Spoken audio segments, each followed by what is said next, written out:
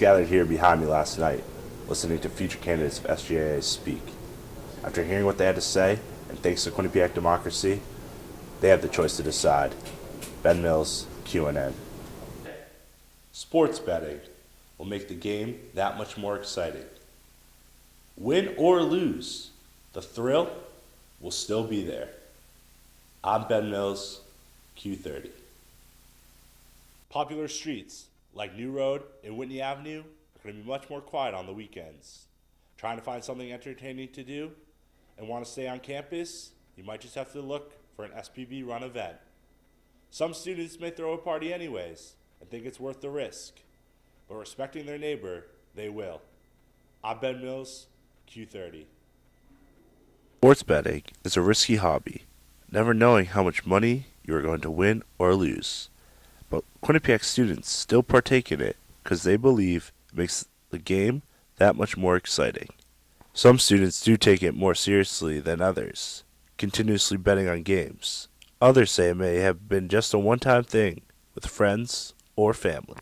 With family or whatever, having a good time, money, the money stays within the family, obviously. And again, it's just for the thrill of it. You start to care about a game and just having a good time. One student believes that sports betting can get really aggravating. Not sure if there's much I really like. It's very aggravating. You can bet on the team that you think is going to clearly win, and then the underdog can come out of nowhere and you lose all your money. So, and different things. You can bet on spreads. You can bet on over/under in games, all different factors. And if one play goes one way or something happens that you wouldn't think would ever happen, someone fumbles a ball or anything can happen in sports. So a lot of times you can go from happy to very angry very quickly and lose your money. Asked what was the most amount of money he has lost or won, this is what he had to say. I'd rather not answer that question straight up. It's a little bit personal, but I can tell you one thing. It definitely hasn't been enough to deter me from gambling. It's a big thrill to win, which I do a lot. When you lose, it sucks, but the thrill of the victory is much better than just simply sitting back and watching. At the end of the day, sports betting will make the game that much more exciting. Win or lose, the thrill will still be there. I'm Ben Mills, Q30. Being neighborly is Quinnipiac's main goal for people living off campus. People living off campus have received countless emails of how important it is to respect the other residents around them who are not just college students. After a great rise in large gatherings, students have also been warned in these emails, being told that throwing off-campus parties could result in expulsion from the university. Chief of Public Safety at QU, David Barger, explains where the rules for disciplinary actions have come from. Go to the student handbook. What it does is it explains to you whether you're on campus or off campus, and you're a Quinnipiac student, you are responsible for your behavior as a Quinnipiac student. Now, when you talk about expulsion or dismissal or what have you from the university, that has always been there as part of the rule, but as part of the sanctions, and it can always go in different levels. The Office of Student Affairs, residential life, when they go through their adjudication process through the judicial board, they decide on what the sanction is going to be.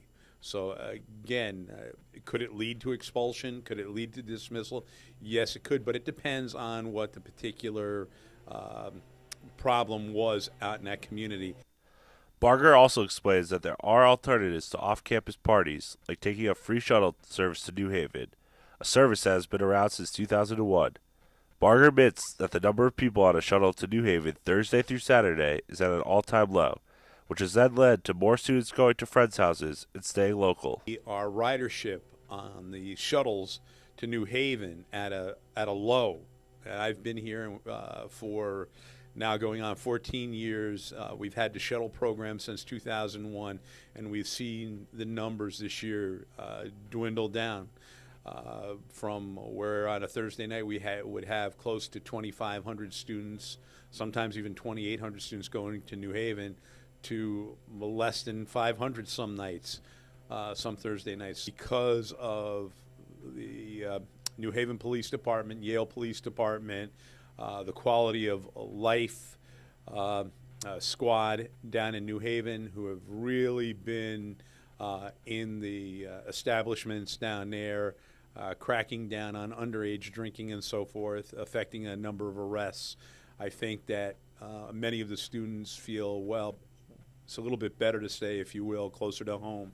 So they're going out into the neighborhoods where they have friends who have homes. So the problem that was in New Haven now has come a little bit closer to Quinnipiac.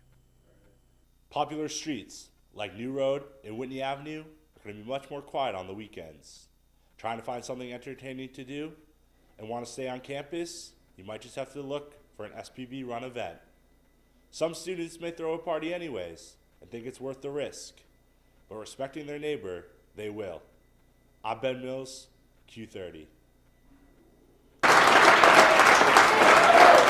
Quinnipiac students gathered in the Student Center for the SGA debates Monday night. The seats were filled with people listening to what the candidates would bring to the community. After each candidate spoke, they were asked questions from a panel that consisted of current President Matt Disselets and current Vice President of Concerns Evan Milos. The candidates that were given time to speak in front of the Quinnipiac student body were for SGA President, SGA Vice President of Concerns, Vice President of Programming, Vice President of Finance, and Vice President of Public Relations.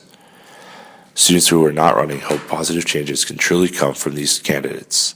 Well, I hope to see better connection between the students and administration, and also a better connection with the town of Hamden to make sure that we're not unwelcomed here. Students gathered here behind me last night, listening to future candidates of SGA speak. After hearing what they had to say, and thanks to Quinnipiac democracy, they have the choice to decide.